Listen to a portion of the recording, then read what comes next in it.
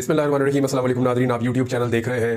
मैं Imran Khan. DG ISPR ने एक प्रेस कॉन्फ्रेंस की है और डीजी आईएसपीआर जो पाक फौज के तर्जुमान है मेजर जनरल अहमद शरीफ चौधरी, उन्होंने एक प्रेस कॉन्फ्रेंस की है और एक डिटेल प्रेस कॉन्फ्रेंस थी। बहुत सारे सवाल वहाँ पे किए गए, बहुत सारे उन्होंने जवाब दिए और ये प्रेस कॉन्फ्रेंस शुरू में उन्होंने कहा कि गैर सियासी होगी और इसमें जो है वो सिक्योरिटी तक जो है वो महदूद रहेगी और सवालात जो है वो सिक्योरिटी इश्यूज तक महदूद रहेंगे। लेकिन फिर वो मामला आगे से आगे बढ़ता गया, बहुत सारे सवालात हुए, बहुत सारे जवाब दिए गए और बज़ाहिर जो इससे एक तासुर आया वो ये है कि ये प्रेस कॉन्फ्रेंस अगर ओवरऑल आप देखें या सोशल मीडिया पे जो इसका रिएक्शन है या इस प्रेस कॉन्फ्रेंस को आप सुने तो आपको आइडिया होता है कि ये एक सियासी जमात पाकिस्तान तहरीक इंसाफ के खिलाफ, यानी देखने में तो ये लग रहा है।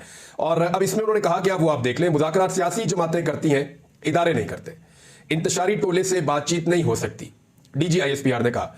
पाकिस्तानी फौज के तर्जुमान मेजर जनरल अहमद शरीफ चौधरी ने एक प्रेस कॉन्फ्रेंस के दौरान कहा कि 9 मई को अस्करी तनसीबात पर हमले करने और करवाने वालों को सजा ना दी गई तो किसी की जान, माल, इज्जत और आबरू महफूज नहीं रहेगी। उनका मजीद कहना था कि मुज़ाकरात सियासी जमातें करती हैं, इदारे नहीं करते और फौज पर हमले करने वाले इंतशारी टोले से बातचीत नहीं होगी। ये उन्होंने कहा डीजी आईएसपीआर ने। और साथ ही उन्होंने कहा मुज़ाकरात सियासी जमातों को जेब देती है, फौज को नहीं जेब देता।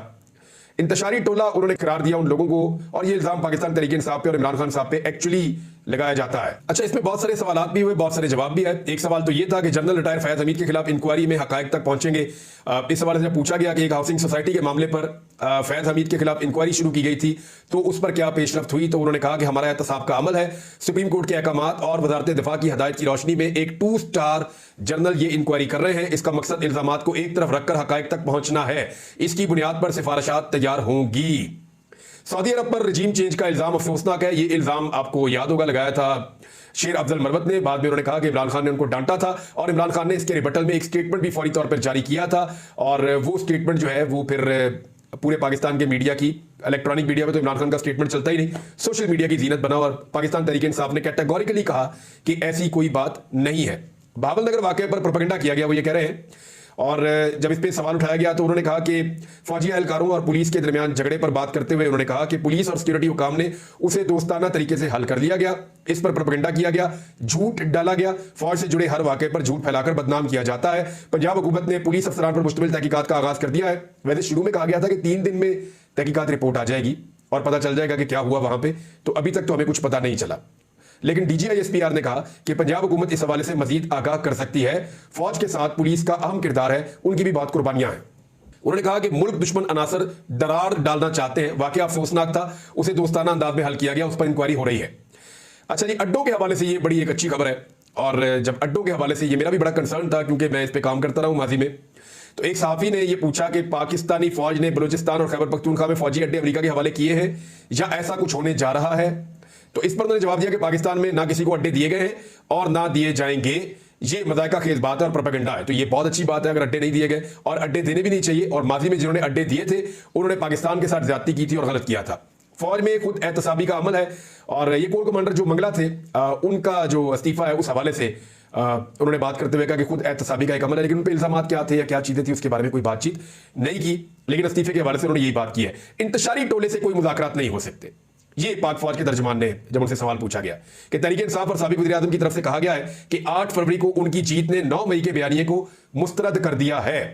उन्होंने कहा 8 फरवरी को टर्न आउट 47% था, उसमें से मखसूस सियासी पार्टी जो कहते हैं बयानिया उल्टा हो गया, यानी पाकिस्तान तहरीक इंसाफ, उस पार्टी को इसमें से 31% वोट मिला और 69% वोट इस बयानिए को नहीं मिला। 92% आबादी उनके साथ नहीं खड़ी। हमें यकीन है अवाम फौज के साथ खड़ी है। फौज के तर्जुमान से पूछा गया कि क्या कोई डील हो रही है, इस पर उन्होंने कहा कि फौज की कोई सियासी सोच नहीं है, हर हुकूमत के साथ आर्मी का गैर सियासी मगर कानूनी ताल्लुक होता है। हमारे लिए तमाम सियासी जमातें काबिल एहतराम है, तहम अगर कोई सियासी सोच या टोला अपनी ही फौज पर हमलावर हो तो उससे कोई बातचीत नहीं करेगा। ऐसे इंतशारी टोले के लिए सिर्फ एक रास्ता है कि वो कौम के सामने माफी मांगे और वादा करे कि वो नफरत की सियासत छोड़कर तामीरी सियासत में हिस्सा लेगा। मजीद उन्होंने कहा कि बातचीत, मुज़ाकरात सियासी पार्टियों को जेब देते हैं, फौज या इदारा बातचीत नहीं करेगा और ये मुनासिब नहीं है। अच्छा जी, ये एक तरफ तो उनका ये मुतालबा है कि इमरान खान साहब, और ये बात बड़ी देर से सामने आ रही है कि इमरान खान साहब पब्लिकली आकर माफी मांगे और वो ये कहें कि आइंदा वो इस किस्म की सियासत नहीं करेंगे। अभी भी उनके पास जो इमरान खान साहब के पास ऑफर है उसमें 2 ही चीजें हैं कि एक तो 2 साल तक के लिए बिल्कुल खामोशी सियासी मामला के अंदर वो बिल्कुल डाउन कर लें अपनी पार्टी को और अपने आप को, जो मुबैना तौर पर चीजें सामने आ रही है, और दूसरा यह है कि वो माफी मांगे और मादरत करें और कहें कि आइंदा ऐसा नहीं करेंगे। ये बयानिया जो है वो मौजूद है मार्केट में। और इसके बदले में उनके सारे लोगों को रिहाई भी दे दी जाएगी। सोशल मीडिया पर दोबारा तनकीद की डीजीआईएसपीआर ने। उन्होंने कहा कि सोशल मीडिया पर कुछ सियासी हल्के तवातर के साथ फौज और इदारों पर इल्जाम लगाते हैं। इन इल्जाम के जवाब में सबूत देने की बजाय मजीद इल्जाम लगाए जाते हैं। इदारा भी इल्जाम लगाएगा तो यह सिलसिला जारी रहेगा। हम हकायक पर यकीन रखते हैं। आइन और कानून रियासत पाकिस्तान फौज के खिलाफ प्रोपेगेंडे की इजाजत नहीं देता। उन्होंने इस पर कानून साजी का मुतालबा किया है। अगर एक्शन ना लिया जाए तो मुआशरे की बुनियादें हिल जाएंगी। मुआशरे में कुछ इस्तेहकाम आ रहा है, अदम एतमाद कम हो रहा है। अच्छा जी, जुडिशल कमीशन का एक मुतालबा पाकिस्तान तहरीक इंसाफ ने किया और वो साथ ही ये भी कहती है कि 9 मई का एक फॉल्स फ्लैग ऑपरेशन था। तो जब ये चीज सामने आई तो एक दस्तावेजी फिल्म भी दिखाई गई डीजीआईएसपीआर की जानिब से और उसमें अस्करी तनसीबात पर हमले होते हुए दिखाए गए। इस दस्तावेजी फिल्म में तहरीक इंसाफ के रहनुमाओं मुराद सईद, शानदाना गुलजार और शहरिया रफीदी के बयान भी दिखाए गए। और डीजीआईएसपीआर ने कहा कि एक सियासी जमात की जानिब से नौजवानों को इश्तियाल दिलाया गया, मगर अब जुडिशल कमीशन का मुतालबा करके कंफ्यूजन पैदा की जा रही है। उन्होंने कहा कि हम तैयार हैं, बनाएं जुडिशल कमीशन। जुडिशल कमीशन इस बात का भी अहाता करे कि 2014 का धरना और उसके मकासद क्या थे। इसका भी अहाता करे कि पार्लियामेंट पर हमला कैसे करवाया गया, किस तरह लोगों को यह हिम्मत दी गई कि आप रियासत के खिलाफ खड़े हो। उन्होंने कहा कि 2016 में खैबर पख्तूनख्वा के वसाइल इस्तेमाल करके दारुल हुकूमत पर धावा बोला गया। 2022 में दोबारा इस्लामाबाद पर धावा बोला गया। उन्होंने कहा कि आईएमएफ को खतूत लिखे गए, लॉबिंग की गई कि पाकिस्तान को कर्जा ना दे, दिवालिया होने दे। फौज के तर्जुमान ने कहा वो कौन लोग हैं जो सोशल मीडिया पर इदारों के खिलाफ नफरत फैला रहे हैं।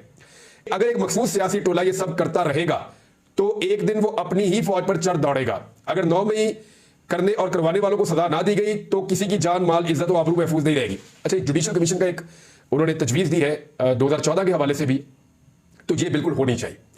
क्योंकि मुझे अच्छी तरह याद है मेरी भी एक नौकरी चली गई थी 2014 के धरने की वजह से, क्योंकि उस वक्त की एस्टेब्लिशमेंट का एक दबाव था और वो बात मैंने उस वक्त नहीं मानी, जिसकी वजह से मेरी एक नौकरी चली गई थी।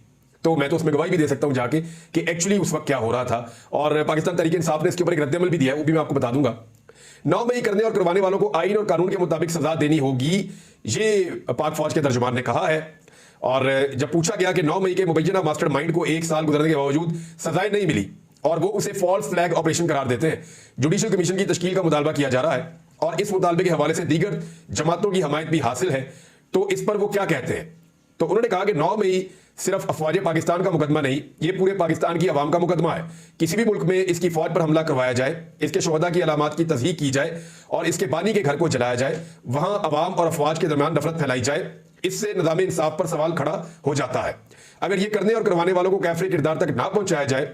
उन्होंने मजीद कहा कि अगर पाकिस्तान के निज़ाम इंसाफ पर यकीन कायम रखना है और जजा और सजा का निज़ाम, जिस पर कुदरत का निज़ाम चलता है, अगर इस पर यकीन रखना है तो 9 मई के मुल्जिमान उसे करने और करवाने वाले आइन और कानून के मुताबिक उन्हें सजा देना होगी। इस पर पाकिस्तान तहरीक इंसाफ का रद्द अमल भी है, वो मैं आपको दूसरे हिस्से में बताता हूं, क्योंकि पहले डीजीआईएसपीआर ने प्रेस कॉन्फ्रेंस की तो ये सारी चीजें जो है वो पहले बताई जाए। उन्होंने कहा कि सियासी रहनुमाओं ने चुन चुनकर अहदाफ दिए कि इधर हमला करो। चंद घंटों में मुल्क भर की फौजी तनसीबात पर हमले किए गए। उसके बाद उन्होंने अफगानिस्तान से आने वाली दहशतगर्दी पर बात की और ये थी डीजीआईएसपीआर की प्रेस कॉन्फ्रेंस। ओवरऑल मैं आपको बता रहा हूं। अब बहुत सारे सवालात हुए, बहुत सारे जवाबात हुए, एक वीडियो जो है वो दिखाई गई। उसके बाद पाकिस्तान तहरीक इंसाफ ने भी कुछ वीडियोस जारी कर दी। तहरीक इंसाफ ने जो 9 मई की वीडियोस जारी की है उनमें कुछ निकाब पोश अफराद है, कुछ ऐसी चीजें हैं जिसमें वो इसको फॉल्स फ्लैग ऑपरेशन साबित करने की कोशिश कर रहे हैं। ये है जी दूसरी जानिब पाकिस्तान तहरीक इंसाफ का मौक़िफ़, वो मैं आपके सामने रख देता हूं। तहरीक इंसाफ का जो ऑफिशियल ट्विटर अकाउंट है वो और जो तर्जुमान है उन्होंने एक प्रेस कॉन्फ्रेंस भी की है। उन्होंने इन सारी चीजों को कैसे देखा और डीजीआईएसपीआर की प्रेस कॉन्फ्रेंस पे और 9 मई के वाकये पे कैसे रिस्पॉन्ड किया, जरा उनका बयानिया भी आप सुन लीजिए। वो ये कहते हैं कि 9 मई की तहकीकात करनी है, ये डीजीआईएसपीआर ने कहा 9 मई की तहकीकात करनी है तो 2014 के धरने की भी तहकीकात की जाए, पार्लियामान हमले और पीटीवी हमले की तहकीकात की जाए। इस पर जो जवाब दिया, मुनासिब मुतालबा है। साथ ही इसी कमीशन में इमरान खान पर कातलाना हमले, अरशद शरीफ के कत्ल और जिल्ले शाह के कत्ल की भी तहकीकात करवा लें। मजीद बुरा ना लगे तो गंदम स्कैंडल की भी अदालती तहकीकात करवा लें। ये पीटीआई का जवाब है। डीजीआईएसपीआर ने कहा कि 8 फरवरी को 47% टर्नआउट था, इसमें से मखसूस सियासी जमात को कुल आबादी का 7% वोट पड़ा है। अब इसमें जो है वो हकीकत तहरीक इंसाफ लिख रही है कि तहरीक इंसाफ को बगैर किसी इलेक्शन मुहिम के धांधली ज़दा फॉर्म 47 के बावजूद कुल डाले गए वोट्स का 34% मिला, जबकि फॉर्म 45 पर तहरीक इंसाफ कुल डाले गए वोट्स का 70% मिला।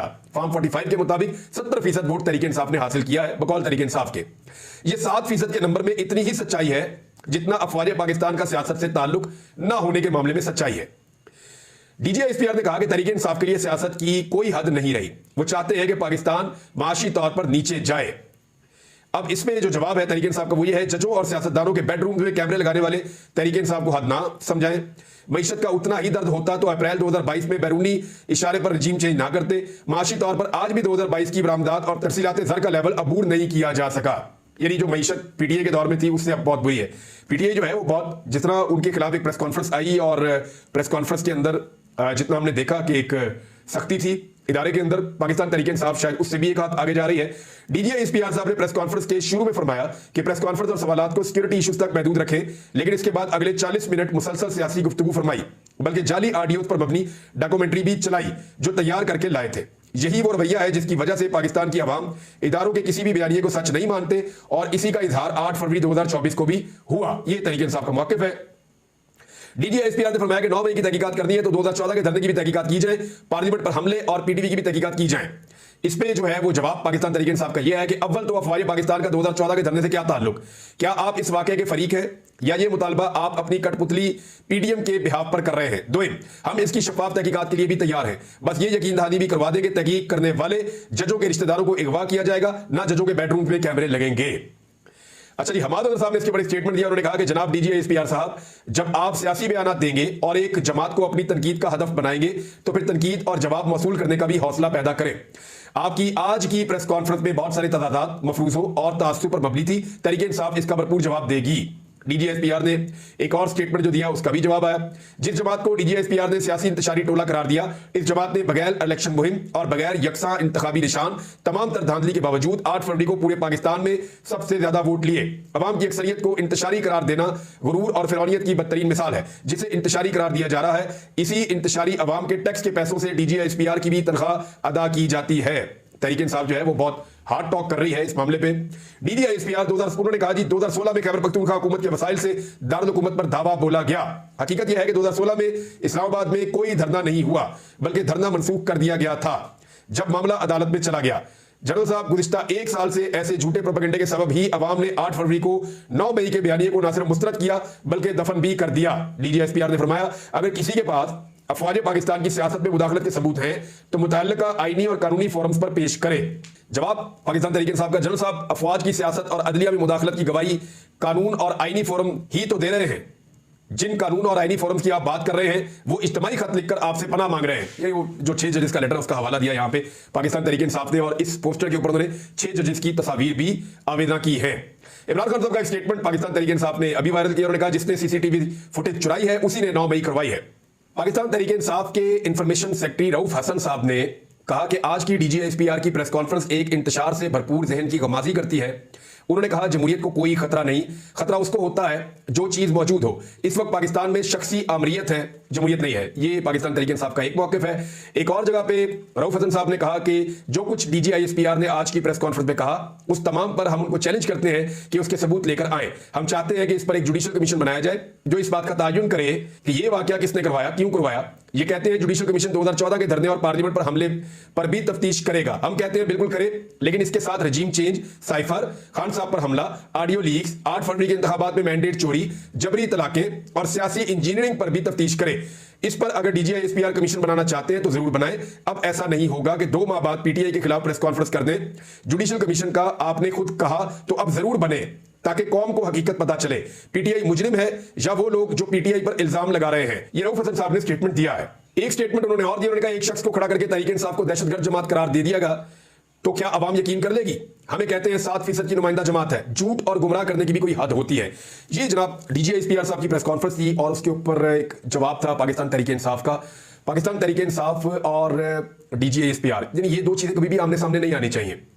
अब मैं इसके ऊपर तरजीह इसलिए नहीं दे रहा क्योंकि पाकिस्तान तहरीक इंसाफ ने खुद बहुत कुछ कह दिया है और डीजीआईएसपीआर ने, दोनों ने बहुत कुछ कह दिया है। दोनों चीजें मैंने आपके सामने रिपोर्ट कर दी हैं। अब इस मामले का बनेगा क्या, आने वाले दिनों में चीजें आपके सामने आती रहेगी, हम आपको रिपोर्ट करते रहेंगे। अब तक के लिए इतने, अपना ख्याल रखिएगा, अपने चैनल का भी। अल्लाह हाफ़िज़।